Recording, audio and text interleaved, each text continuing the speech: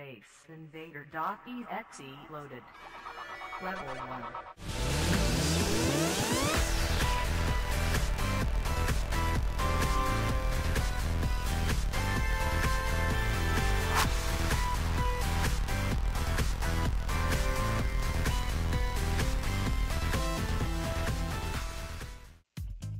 Hello everyone, hope you all are having a wonderful day.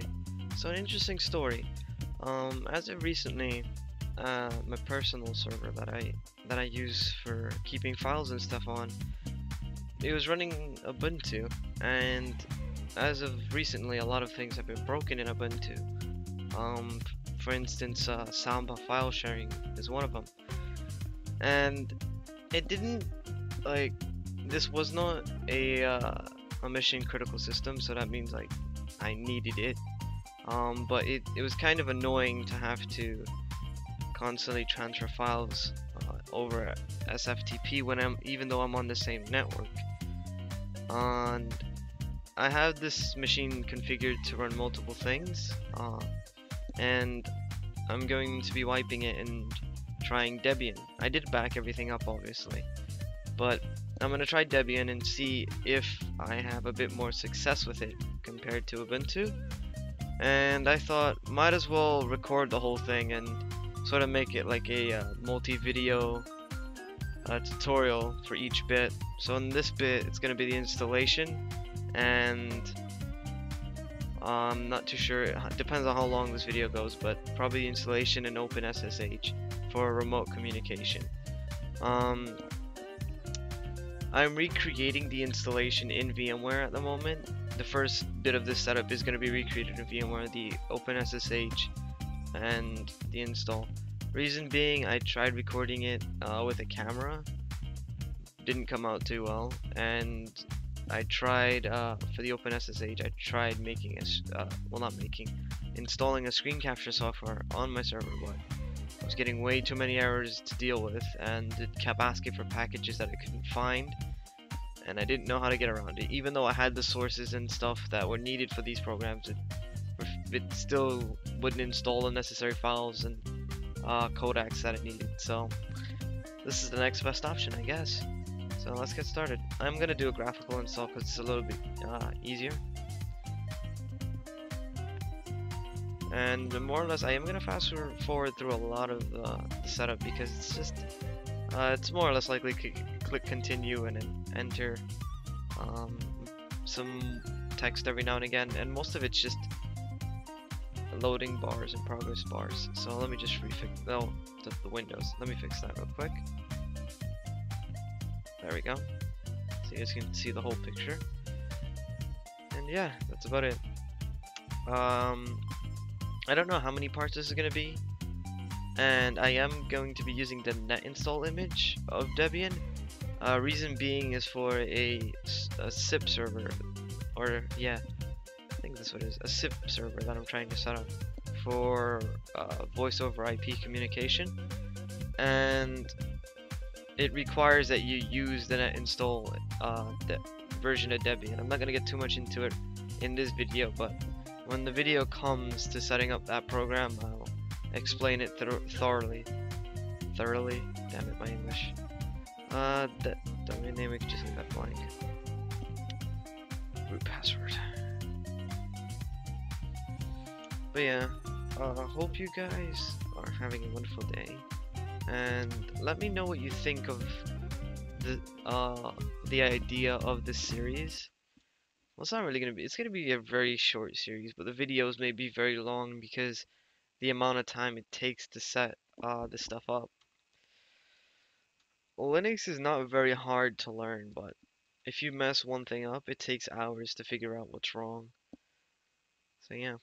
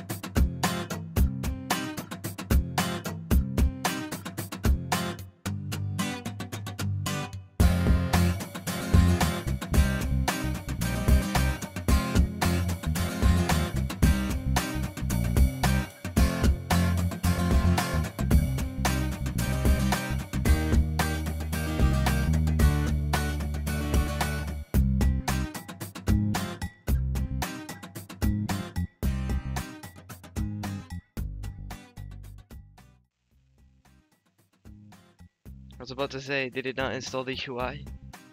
I apologize for the flickering window. The windows that were flickering 10 seconds ago. Let me try to rearrange that so it looks a little bit nicer.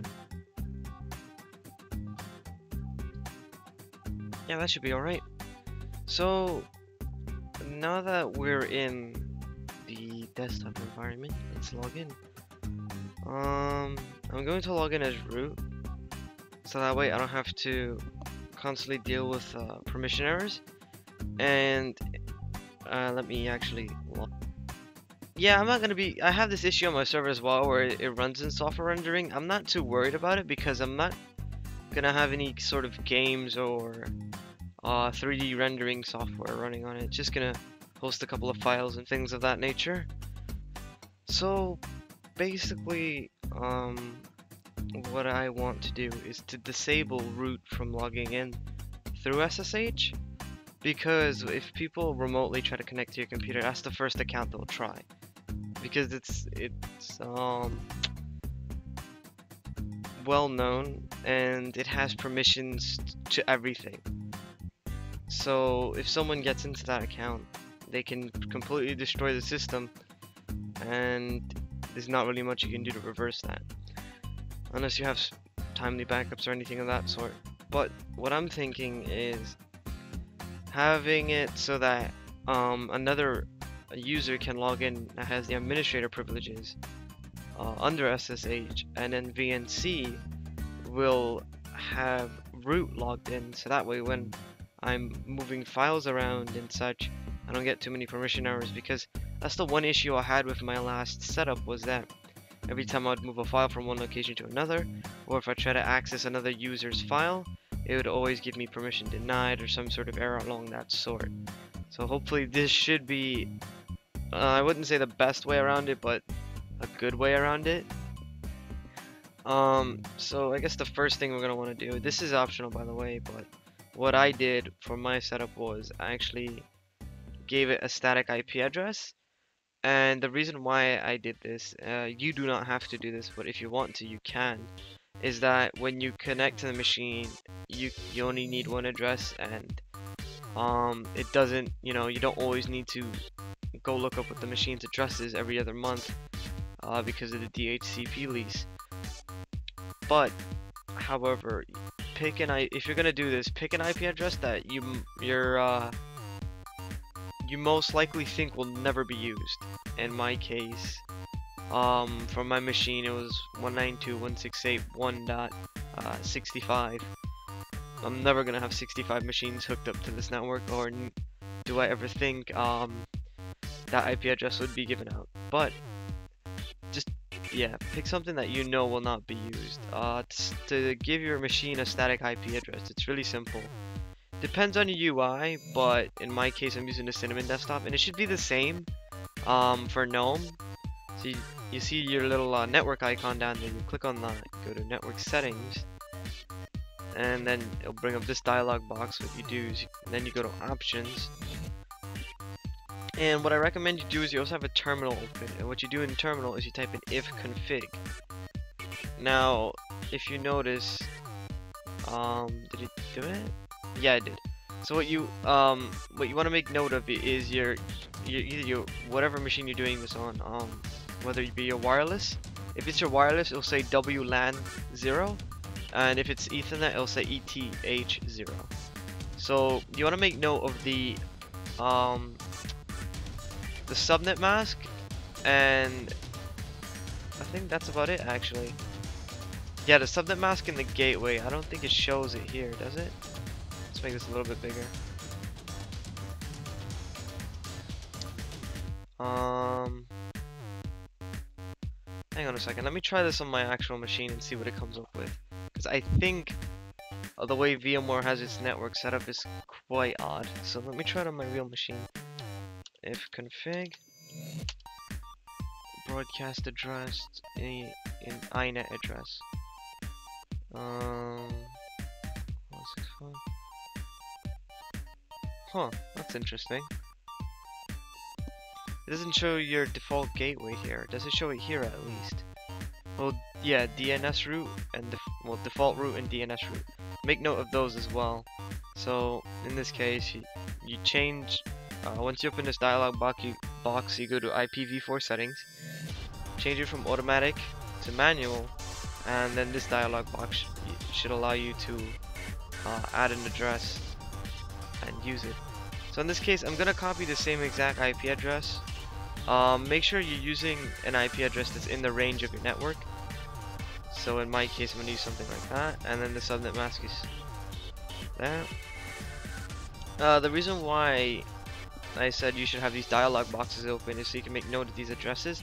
If you get any of these addresses wrong, your machine will no longer access the internet. But as far as the address here goes, you can put anything for those last digit. It could be 100, it could be 20, just something that you know will not be used, a number high enough that you know will not be used. But the rest of the address, these 3 bits, you want to make sure they match with the address of your network.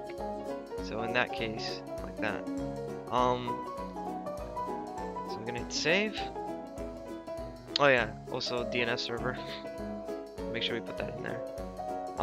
If you don't have the DNS server, you will not be able to go to websites. The DNS server resolves names to an IP address. For instance, if you type in google.com, it'll resolve that to whatever address google.com is. So we'll hit save, and now it should have saved it. Hopefully, let's double check. Options. IPv4, yep. So now it's always going to use that address, even if the lease on a DHCP server is renewed for all the other machines. If you do ever run into a conflict with IP addressing, just you can always change this. So don't. It's not going to do anything damaging. You can always undo it. It's very simple. Now the next thing we're going to want to do is enable well, SSH, unlike Ubuntu. I believe SSH is already installed from the setup. So if we were to log in using SSH, I don't think I'm gonna. Can I do it localhost? Let's find out. It's key yes. Please type yes or no. Yes. Root's password. The cool thing about if you were logging in through remote terminal. Yeah, okay, so this was the issue I was having with the login. You cannot log in using root through SSH, which is quite odd. Even though you changed the password, it still doesn't let you. And I'm typing it correctly. So let me just Control-C that. If I do the other user account I made, which was Dave, it should let me. I think I may get the password wrong on this. Typing it slowly to make sure I get it right, but it's still not letting me log in. Oh well, we'll take care of that later. But what I want to do is make sure that this account automatically logs in, so that way we can have the VNC server running, and then what we're gonna do from there is have the VNC service rerouted through SSH. So that way when you log in using your personal account through SSH, you have the ability to take control of the machine remotely, and when you take control of the machine through VNC, the machine is already going to be logged in as root. So if you make some file transfers between user accounts or user folders, you should not have any issue whatsoever. Hopefully, that's the idea behind it. If it will work, well, we'll have to find out. So to enable, I'm also going to disable guest accounts on this because I don't want anyone logging in using a guest account. Also, if you're going to have this machine accessible to anyone, in my case it's not. I usually keep a keyboard unplugged from this thing, and the one that I use, it's just usually running in the background and no screens are even plugged into the server.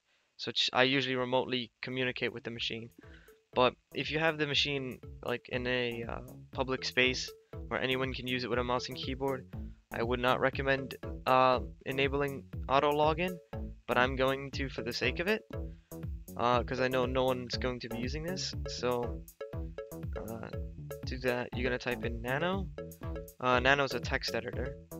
Or you can, to make your life a little bit easier actually, we can use, let's see if gedit's installed. I think it is. Yeah, so we can use gedit. If you want to edit files through SSH, you can just do nano, which will give you a text-based editor. And gedit, it's a UI-based editor. So you can do that. Gedit, etc, lightdm. I have some of this stuff written down because I can't remember the directories for all this stuff. lightdm.conf. So if that's open, and what we're gonna do is look for, these are just the descriptions of what everything does. I'm not gonna read through all of them because I know what I need to look for. So what I'm looking for is enable guest login and auto login. So let's see if we can find it. Greeter, no. So I found the auto login, which is here. So we're gonna uncomment that. You're gonna type in the username. In this case, it's root. You can put whatever username you want there, or whatever account you're gonna be using there. Allow guest. We're gonna change that to false, and we're gonna also uncomment that, and then save it and exit. Control S, Alt F4, and what else? Oh yeah. So after about like 30 minutes of fiddling, I finally figured out which which VNC server I was actually running. So apparently, it's X11 VLC. So to install it, it's apt-get install X11 VNC. Now the reason why I was using this program was because you didn't need a password in order to connect to it, which is a downside and a benefit. The downside is if you don't set this up properly, anyone can connect to it. The good news is that if you are tunneling it through SSH, you're not gonna need to type in a password. But the only time you'll be able to connect to this machine is if you're logged in through SSH. So that's how I had it set up the last time, and I think I'm gonna go for that again because it's going through SSH and it's also being encrypted. So the first thing I'm going to do is actually try these commands out because I haven't ran this in a while. So I think it was something along the lines of X11 VNC. If you just run it, actually let's just run it to show you, because it gives you a warning saying that there's no password. And also if I go back to my desktop, see if it'll let me do that here. Okay, well, if I go back to my desktop and let me close out a putty to show you that I'm not logged in, it gave me a warning about not having a password. So here's the thing. If you type in the IP address of this machine, which is 192.168.1, no, it's not 164.128. So if I do that, you see I can still connect to it using its IP address. I want to disable that because I want it to be, you can do this however you want. There's multiple different server variants you can use. You can use type VNC. I think Ultra VNC is another one. There's a bunch of them you can use. Vino, or however it's pronounced, is one of them. But let me just exit out of that. So also, if you notice, it closed when I disconnected. So I'll post a link to this wiki page that I'm reading from, but basically on startup I want it to run this command. Basically it's gonna be X11 VNC -no PW, which means no password warning, -localhost, so that way I can only connect through it using SSH, and for errors, so that way if I log off it won't automatically close. So if I do that, the port, yada yada. So now if I try to connect through using where is it, VNC directly through to its IP address, as you can see, refused by the host machine. It shouldn't let me. Now if I open a putty and hit load and I paste, what's the IP address? Let me just copy that. If I paste the IP address in here, also if you're not logged in, you can try it. Well, actually let me change that to localhost because I'm having putty rerouted to localhost. See, if you're not logged in, it won't let you connect. So you have to log in with the user account and type in a password. So let me type in the password for this account. Now if I connect, as you can see, it lets me connect. It gives me a warning that's an unencrypted connection. Don't worry about that. It's going through SSH, so SSH is acting as a tunnel, which SSH itself is encrypting it. So as you can see, I have full control of the machine. As you can see, I'm moving the mouse. And yeah, I don't want to keep this running for too long though, because it's probably going to kill my laptop. So let me close out of that. And as you can see, when I exit, it's still running. So I can always reconnect throughout the session, or as long as the machine is on. So let me actually do Control-C. In Ubuntu, I know you're able to set startup scripts. As you can see, this command right here, we're going to want to copy that. And we're going to go into Control Panel, whatever, System Preferences, whatever the hell it's called. Startup Programs. And we're going to add that as a startup command. So that way, on startup, whatever that symbol was, on startup, the machine will automatically run the command once the system has logged in. And I don't have to, you know, log the machine in or have to do anything. It's all automated. We'll call it VNC server for now. And comment, you can leave the rest of this blank. And we'll hit close. And let's reboot the system to see if it automatically runs. And at this point, the machine can be ran headless, meaning no monitor, no mouse, no keyboard is needed to run the machine. You can automatically, it should automatically run all the services on startup, and I should be able to automatically log into it. So I'm gonna let it boot up into the desktop environment, then I'm gonna minimize it and try logging in, see if it still works. And I realize I've been doing a monitor capture, not a window capture this whole time. Oh well. Just give it a couple seconds. Because I'm doing a screen capture, it's a little bit slow. There we go. Alright, so now I can actually minimize this window. Open up PuTTY. Now, if you're using PuTTY to connect, let me actually run through how you set up PuTTY real quickly. You select SSH, type in the IP address of the server, and you can save it.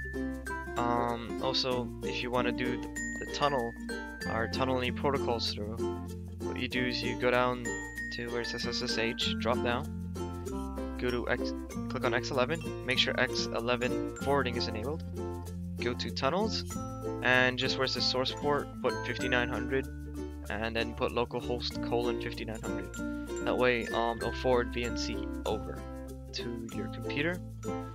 But I'm gonna just change this IP address because that's the one of my current server, which I don't want to connect to just yet.